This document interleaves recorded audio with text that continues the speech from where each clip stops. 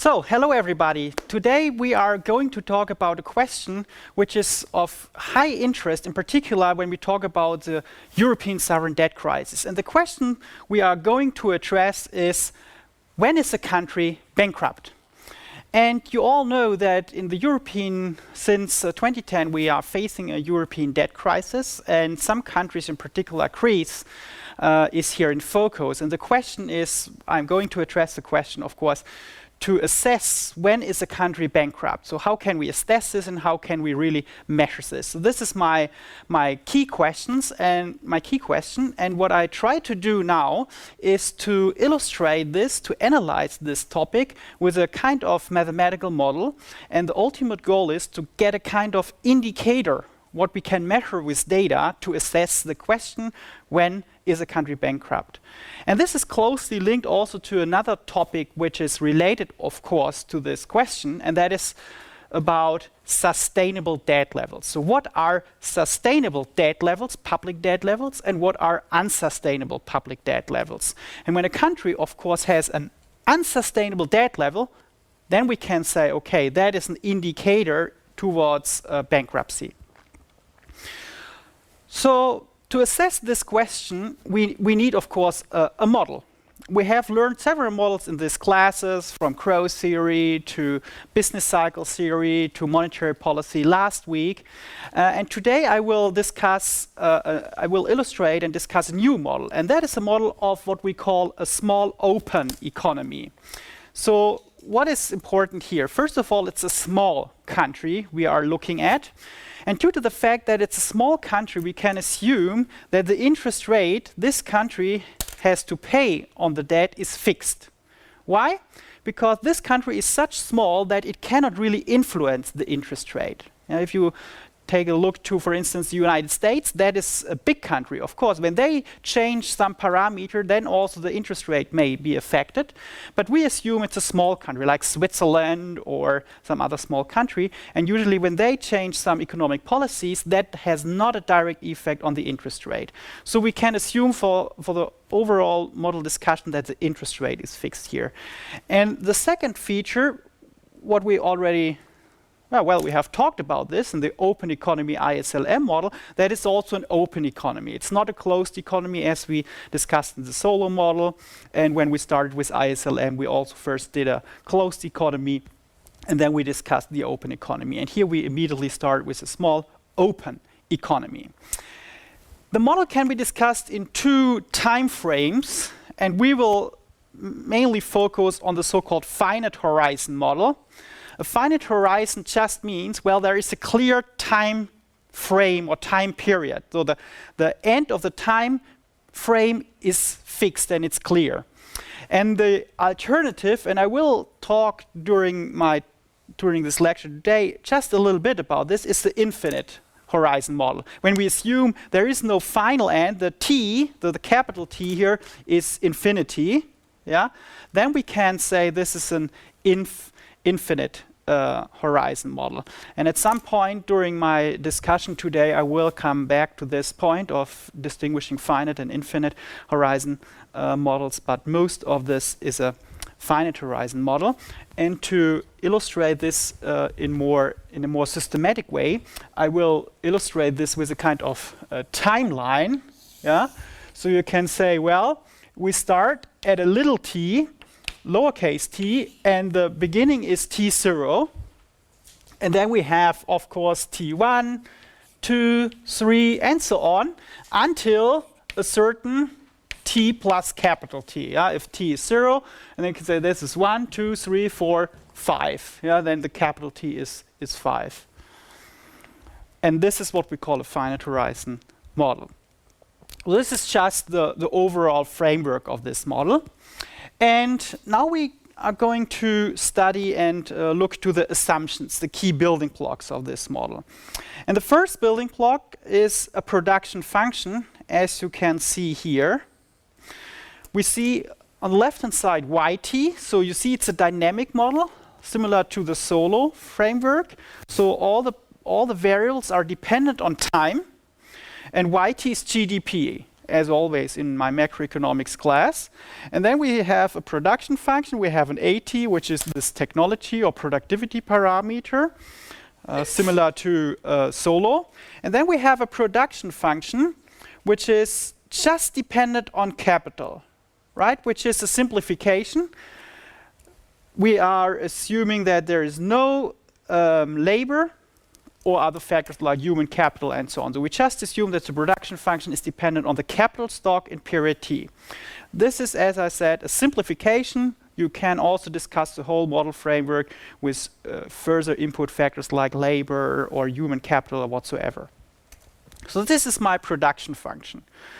And the investments, this is not a definition or assumption, it's just to recap what investments are about. Well, investments, in simple words, is just the difference of the capital stock over time. So capital stock in period T plus 1 minus the capital stock in the previous period, in period KT. This difference is investments. Or you can also rearrange this equation. If you move this KT on the other side, then you see the capital stock in period T plus 1 is the initial capital stock in period T, this KT, if this is here, plus the new capital accumulation, and that is investment, gives me then the KT plus 1. So this is another view to get an understanding what is behind investments. So usually we just define investments as the change of the capital stock over time. So these two assumptions are I think you are quite familiar with both because they popped up in other contexts in this macroeconomic class already. But now the next assumptions and building block is a little bit new because this model is what we call a micro-founded model. In simple words, so what we are going to do in this model is we start from the micro level, that means from the household level, and then we aggregate to the macroeconomic level. And that is what is different to all the models we have so far discussed, because the ISLM model or the Solo model is just assuming, well, there is no macroeconomic optimization. We just assume certain relationships which are on the macroeconomic level already. But all the more advanced macroeconomic models are micro-founded. So first we look to the situation, what is going on at the household level, and if we know how a household is behaving, well, then we can aggregate. If every household is equal, that is what we assume, we call this a representative household, well, then we already know how is the macroeconomic behavior. And to do this macroeconomic optimization, we need a utility function and a budget constraint. Actually, we need this, what you have already learned in the first semester in microeconomics. Because in microeconomics, if you remember, you already start with a utility function, and inside the utility function we have a consumption good, let's say two consumption goods, x1 and x2, and then you optimize the utility, the consumption of x1 and x2, given the budget constraint, which is the income you have. So this is a classical utility maximization problem you already discussed in microeconomics, and that is also what I will now do here, just in a macroeconomic context. So how can you understand this problem? So again, what I'm going to do, I try to maximize the utility function of a representative household. And if we know how this representative household behaves, then of course we know how the overall economy behaves, because every household behaves like the representative household. And now let me explain a little bit in more detail this utility function, because this is of course different and new for you. So I assume there is a utility function. I label this with a capital U. And this, in simple words, is because we have a dynamic model here, and that is also different to micro. We have to assess what is the utility in this period, what is the utility in this period, and what is the utility in all the periods ahead. So in simple words, what I have here, I have the utility function of my consumption good in the first period. Now this is my utility of what I consume in the beginning here at T0. That's utility consumption 0. That's the time. In the subscript, I indicate the time.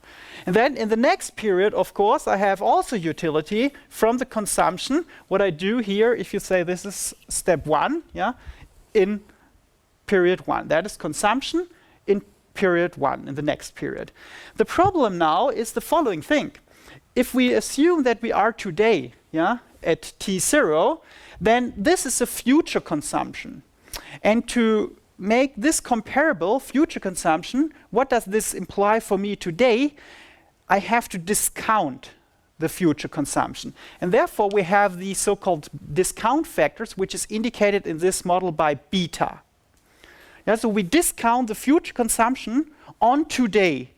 That we have in the end a utility function that is reflecting the utility I get today, tomorrow, and so on, the day after tomorrow, and so on. Yeah?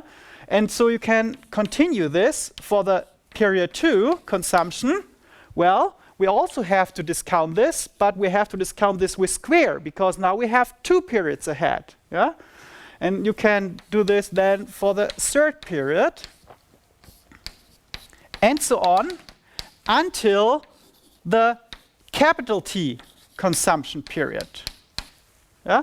So this is my consumption in the final period at capital T, and that is then discounted with beta to the power of capital T.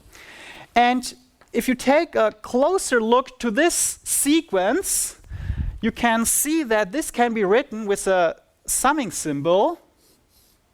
Yeah? So it's a sum. And now we introduce an index, and we call this index S, and we start in T, or 0, yeah, for little t0, and then we index this for beta, S minus T, U consumption S. And what I propose is that this is nothing else as this row. Can I show you this? So if we assume the first period for S is T, yeah? And we say T is 0, that's to make it just concrete. But if we plug in for ST here, then we have T minus T, which gives me 0. And beta to the power of 0 is 1. Yeah? And that is what we need here, right? Because here is, you can say, just a 1. And then we have here in the first U, the utility at T. Yeah, for ST, then we have the utility at T, and you can also say T is then 0. That gives me the first term here in this sequence. And now you can go ahead one step. You say T plus 1. Yeah? Then you plug for ST plus 1. You see the T cancels, and you have 1 here, which gives me this beta. Yeah? And then we have here T plus 1. Yeah, but we assumed in this model that T is 0, which gives me then just the 1. That's the consumption period 1. And the summing symbol just means that we add up all these terms over the different time steps. So this is just a short writing of this sequence of utility functions, nothing else. And that is what you can see here on my screen. Yeah? So the overall utility is the sum of the utility in every time period. And the beta is the discount factor that is discounting, you can say it's kind of present value of future utilities on today. And this is what I need here later on. And the next block and the next assumption what we need is the budget constraint. So here once again on the top you see the utility, and now let me talk in more detail about the budget constraint. The budget constraint is critical, as you already know from microeconomics. However, here the budget constraint is not just an income constraint. Well, it is an income constraint, as I will show you in a second, but it's the income constraint of the overall macroeconomy. And if you think about this, well, you probably remember the key income constraint we have used in the macroeconomy is the income expenditure identity. The income expenditure identity, in simple words, is GDP in period T is consumption, investments, government spending plus net exports or current account in period T. Yeah? This is my income expenditure identity in an open economy. And actually, this is the starting point to see how the budget constraint looks like, which you can already see here on the screen, but I need a couple of minutes to show you that this is this budget constraint, or it's behind also this budget constraint. So the first step is, let me factor the current account here and bring all the other terms on the other side. Yeah, so let me rearrange this equation that I have on one side, the current account, and I bring these terms on the other side. Then we have, that's income minus consumption minus investments and minus government spendings. Yeah? So this is just rearranging this budget constraint for current account on the right-hand side, or now here on the left-hand side. So that's the first step we need. And now I will use another idea which we already have talked about, at least in a kind of intuitive way. We have not formalized this mathematically, what I will do next, but we have talked about, as you remember when we talked about the current account for the first time, that we know the current account is equal to the capital account. Yeah? So you can say the current account is equal to the capital account in this period. And so what is the capital account for? Well, if we export a product, then in the opposite direction there is a value flow, the money flow, right, which is accounted in the capital account.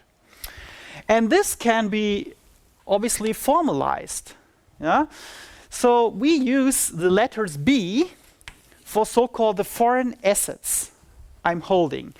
And what I can show you, and I will explain you this in a second, that the current account is nothing else as the change of the net foreign assets over time. This. So let me explain this. Suppose we have a country that has not exported or imported anything, so we are not holding any foreign assets, I mean any foreign currency. Yeah? So the BT, which is the point, yeah, before this time 0 starts, yeah, we assume that BT is 0 for a second here, yeah, to make this to explain what is behind here. And then suppose we have a current account surplus. That means we are exporting more than we are importing. Suppose we export one card to the United States. And when we export this card to the United States, obviously we have a US dollar flow to Germany or to Europe. Yeah? And this inflow of the US dollars, we call this net foreign assets, is then this BT plus 1. Yeah? And if you see, if this is positive, so if suppose also imports is 0, yeah, we just export something, so there's something positive, then we have this inflow of US dollars, of net foreign assets, so this BT amount. Yeah? And now you can see, suppose we have already exported and imported a little bit in the previous period, so BT is a certain number, but as long as current account is positive, so as long as we are exporting more than we importing, we get more inflow of net foreign assets, and therefore this will be greater than this, and the difference is then actually exactly the difference of goods we have exported, or the net exports, which we also refer to the current account. So what I want to say is that the current account can be expressed also as the difference of net foreign assets. Yeah, the foreign currency we are holding in our economy. And this is now the critical step we need to make our budget constraint really interesting, and how the budget constraint is really looking like in practice. So if I have two equations and both are equal to current account, obviously I can equalize these two equations. But you will see that we have to do some change at that point, which you cannot see so far. So on the left-hand side, I can say, well, the current account is the change of the net foreign assets, It's like this. And that is equal to, you say, okay, the right-hand side of this equation. However, the point is now, this is my GDP. So this is to produce goods and services in this country geographically. But if I'm holding from previous periods, suppose I have already exported something before we start with this model. So if I'm holding assets, then obviously in this period T, I also get a return, an interest rate on an asset. Right? So if I have US dollars and this is a treasury bill, let's say, well, I get a return. And that is what we have to add here as a component, as an income component on top. So the return, the real interest rate on the already existing net foreign assets. And then we have minus consumption, minus investment, and minus government spending. So this is a critical point here. So you can say this is the gross domestic product. Yeah, this is a production value we create here domestically. And then we have to add the financial value we also have in this country based from assets we are holding. And the sum of both is sometimes called the gross national product, GNP. The gross national product is not just the value we have produced, YT, the gross national product includes the assets, the return from assets we are also holding in this country. Yeah? And so this is what we have to add here to make this a meaningful constraint. And that comes from this idea that the current account is the change of net foreign assets. And if I already hold some net foreign assets from the previous period, then I have not just the value I create, I also have the return on the assets I'm holding from the previous periods. And that is this component. And we call these two components are also called the gross national product. Okay, and now I hope you can already, we are very close to the budget constraint here on the blackboard. So what we just have to do, we have to bring this BT on the right-hand side and all the other components on the left-hand side. So let's do this. So if I bring this with minus the other side, then it's a plus. Then you see this is 1 plus R BT. Yeah, so I factor out the BT.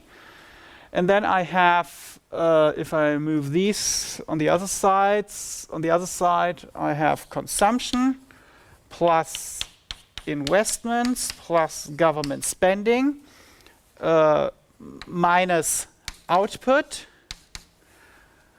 and plus the net foreign assets in period T plus 1. And this is now the budget constraint you can also find on my screen, just the other way around.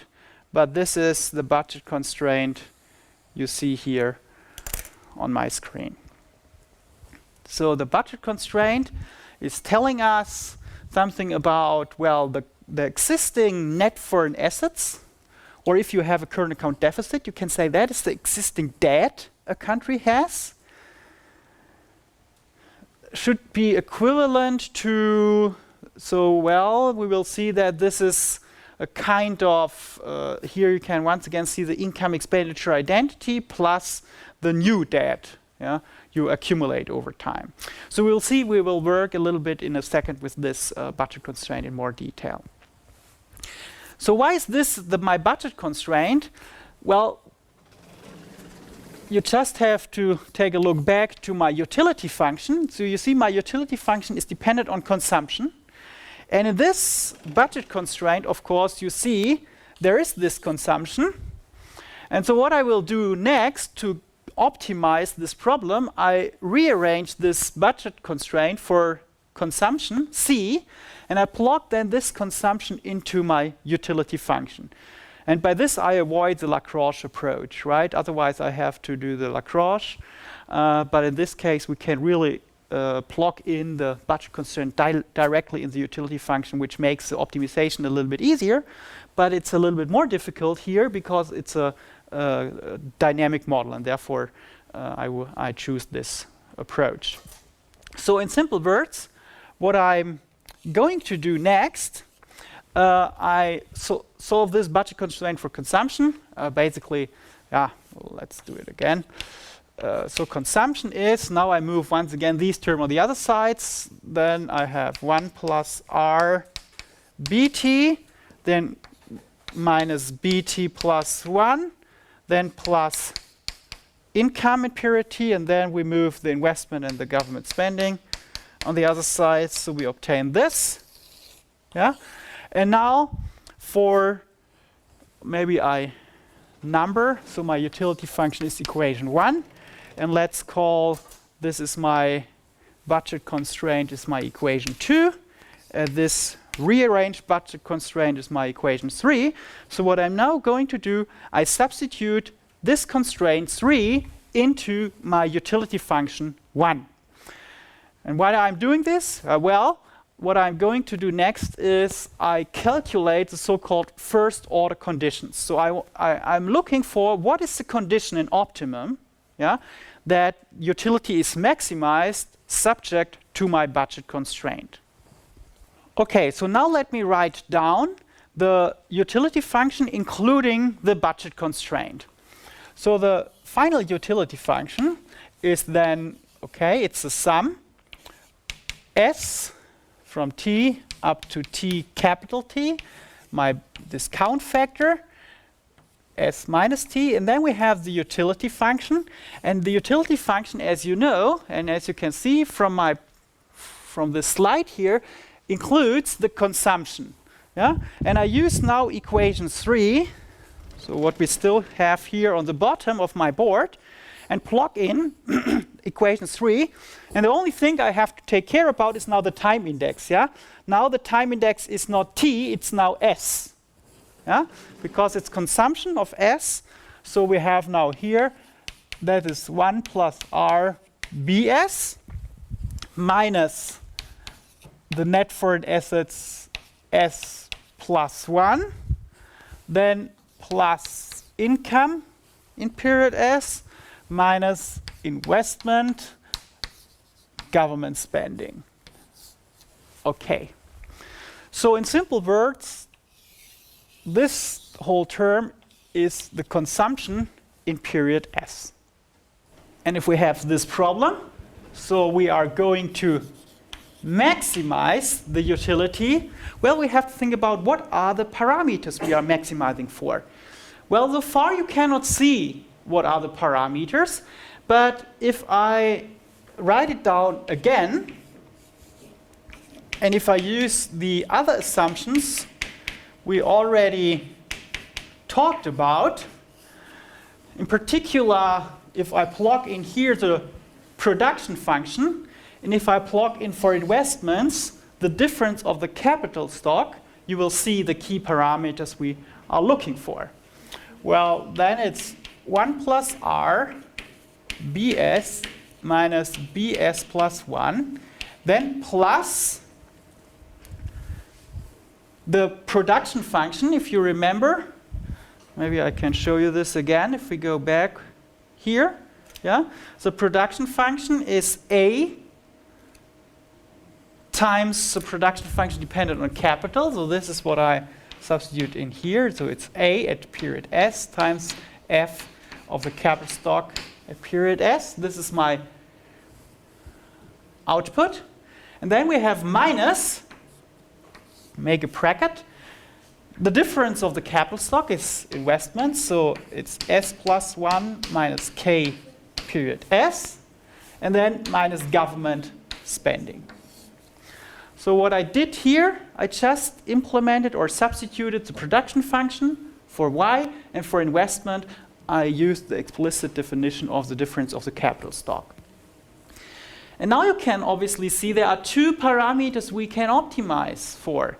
One is the net foreign assets, and one is capital. The government spending is, as always, assumed in macroeconomics to be exogenous. Yeah, the government is doing something, and then we get a number here. So we are not optimizing for government spending because that is exogenous. And also this A, the productivity, right, is determined by government policies, structural policies, and so on. So the only factors we have here of interest, which may change over time, is the capital stock and the net foreign assets. So when I now compute the so-called first order conditions of this problem, well, I calculate the derivative of my utility function in respect of BS, yeah, the net foreign assets at a certain time, and then we equalize this to 0. And in a second step, we will calculate the derivative of my utility function in respect of my capital stock K in period S. We put this to 0 and also hopefully find then an optimal condition. Okay, to do this, I just erase what is here on the bottom. Yeah, then we can start with this derivative. Well, what is now a little bit new for all of you is to calculate the derivative of a function, of a kind of dynamic function that is not just dependent on this B S, it's also dependent on S plus 1, or it's not just dependent on K, the capital stock in period S, it's also dependent on S plus 1. So this is what we call a dynamic optimization problem. And obviously, so far when you did this in microeconomics, you optimized the utility for a given time period. There was no timing in this microeconomic model, and that is the difference, right? That we have here S, S plus 1, and K, S, and S plus 1. And this is a little bit tricky to do. I have, unfortunately, not the time to tell you all the technicalities how to do this dynamic optimization, but if you follow me, you will see how it works out in this case, okay? So, first suppose, as I already mentioned, we start in period T, and you can say the T is also the 0 period, yeah? So the beginning. Well, in period T, you see immediately, once again, this is T minus T, then we have in the exponent a 0, and then beta to the power of 0 is 1. So you can just maybe write 1 as a reminder. And then we have to calculate the derivative of this utility function, yeah, at the first period. Yeah? And now I will not write down here, because I will generalize this 0. I will write down here, this is the consumption at a certain beginning period, let's call it S. Yeah? Okay. And now, next step, of course, we have to calculate the derivative of the terms inside. Yeah? Chain rule, my utility function. And if we now take a look, well, if S is 0, yeah, so this is then B0, and I assume that B0 is a term that is ahead my model. But here I have, for S0, I have B1. Yeah, this is the first B we have in this model, the first net foreign assets, and therefore we just have to derive this term. So this is, you can say, a constant, and therefore 0. And here, if we calculate the derivative of this, you see this is just minus 1. Yeah, because we calculate the derivative in respect of BS, yeah, and this is then the minus 1. And here there is no BS. Okay, no problem. That's all right. So this was the derivative of the first period, you can say. And now we have to do plus the derivative of the next period. So in the next period, substitute for S T plus 1, yeah, my next period. Well, if we plug in here for T plus 1, yeah, then we see T minus T cancels, and then we have 1. So there is a beta in the next period. And then we have, once again, the derivative of the utility function in the next period, which is consumption, yeah, in the next period, S plus 1. and then times the derivative inside, chain rule. Well, now we have t plus 1, right? And if t is 0, we get so if we plug in here t plus 1, yeah? Then we have here b, t plus 1, right? But if we assume t is 0, that was in the beginning I said we start at 0, then you see that is the b1. It's like a bs. Yeah? So now we have to calculate the derivative of this term, yeah? Which is then the b is 1. So what remains is the 1 plus r here. Think about this term. If we plug in here t plus 1, then we have here t is 0, but then we have 1 plus 1. It's b2. That's in the future. That's a constant. Yeah, that's 0. The derivative of this is 0. So that is 0. And here there is no b. Okay, that's it. So let me sum up. In the first component, we have the derivative of the first time period. And the second component describes the derivative of the second time period. Yeah, and that is now anything we need. And we can equalize this, because that repeats then, right? So this goes on every time. And if we have it once for these two periods, we can say that's what we already need. And we equalize the first order condition to 0. And the final step is now, and then you will see that we get a similar condition as in microeconomics. We will just rewrite this condition. So take a look. We have minus, the first component is equal, we have minus, yeah, because there's minus 1 this. If I bring this on the other side, yeah, then we have beta u prime consumption in s plus 1 plus 1 plus r, and then I move this on the other side. This is u prime at 0. Yeah, I can write it like this.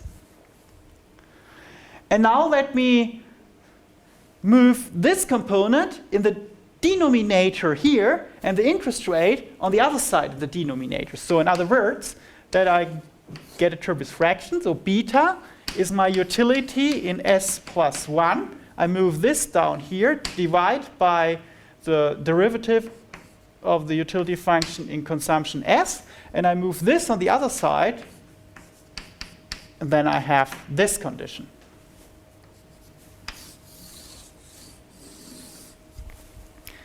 Can you see this? That I can rearrange this to this. Yeah, I move this down here, and the 1 plus the interest rate on the other side here. And now take a look to this condition. And you already saw such a condition in micro. Why? Well, what we have here on the left-hand side is the so-called marginal rate of substitution. It's the substitution of consumption in period s plus 1 with period s. That is what is new. But when you did it in micro, you had the consumption, the marginal rate of substitution between two goods. It was here good X and here good Y, yeah, bread and water or whatsoever. Yeah? So in micro, you get the same fraction just for two goods. Yeah? And here we get the same fraction, not for two goods, yeah, because consumption, we have here a whole basket of goods, but we have the fraction over time. And so you can say this is the intertemporal, over time, marginal rate of substitution. Yeah? It's a marginal rate of substitution, but not between two goods. It's a marginal rate of substitution over time. Yeah? Consumption in the future period, s plus 1, and consumption in the today's period. And this is equal to, what is on the right-hand side, is the price ratio. That is also what you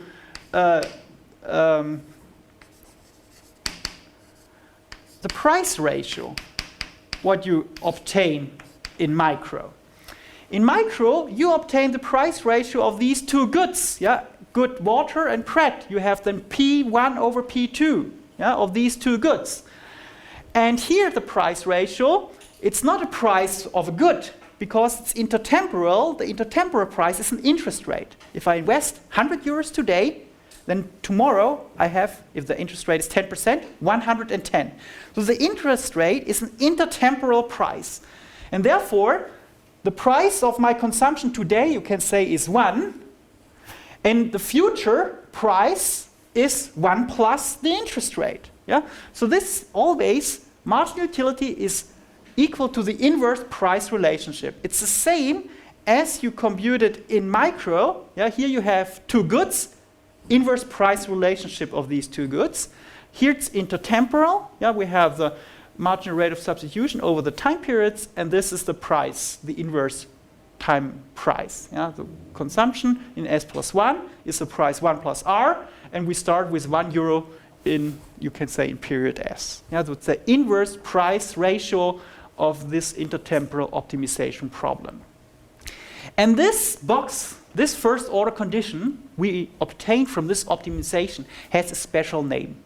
Yeah? Because it's intertemporal problem. It's called the Euler equation. That's a very famous term, and if you read a textbook which is maximizing problems over time, yeah, intertemporal optimization, they will always say, okay, the first order condition gives me the Euler equation. Yeah, this equation pops up whenever you do intertemporal optimization. And therefore this has a special name. It's called the Euler equation. And the Euler equation has an interesting property which we also have talked about in this class. What you can see, there are utility functions and there are derivatives of utility functions. And furthermore, there are different time periods. And therefore, you can say this is a difference equation. And if we assume that this model is really over time continuous, so there's not t plus 1, if this is really a small process, you can say this is a differential equation, a first order differential equation that also popped up in the Solow model, yeah, in a sense. We are not talking about this more here, about this differential equation and so on, but it's interesting to know that this is the first order condition. And to give this condition a little bit more meaning, I can illustrate this also graphically. And I'm pretty sure that you did this in your microeconomics class. So